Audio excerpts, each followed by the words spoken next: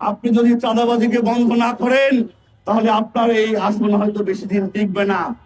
সেই কারণে হাসিনা টিকনি, আপনিও হয়তো এই মস্তক আপনাকে ছেড়ে দিতে হবে।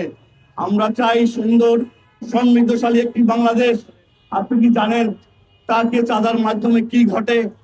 আপনি যদি প্রত্যেকটা জেলায় জেলায় ধরেন চিটাগাং পোর্ট থেকে কোনো মাল আসলো, চিটাগাং থেকে এ পর্যন্ত যদি 10টা জেলা বাজে, এই 10টা জেলায় মালিক শ্রমিক ইউনিয়নের নামে চাঁদা নেওয়া হয়, টোল নেওয়া হয়। এর মাধ্যমে কি হয়? ট্রলার ট্রাকের ভাড়া বেড়ে যায়। এই ভাড়া গিয়ে দ্রব্য মূল্যের উপরে পড়ে।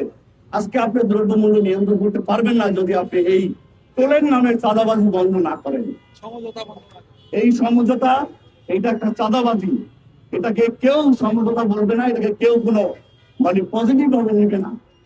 খেলা দেখানো যাবে না। আমরা বলতে চাই, উনি যে কথাটা বলেছেন হয়তো না বুঝে উনি বলেছেন।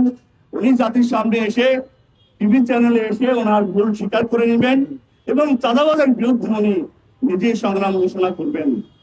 আমরা চাই বাংলাদেশের 16 কোটি 18 কোটি মানুষ, দ্রব্য মূল্য বাড়লে সবাই জিম্মি হয়ে যায় এই চাঁদাবাজের হাতে। এই তেজগাঁও থেকে আমরা সকল চাঁদাবাজকে বন্ধ করে দিতে চাই।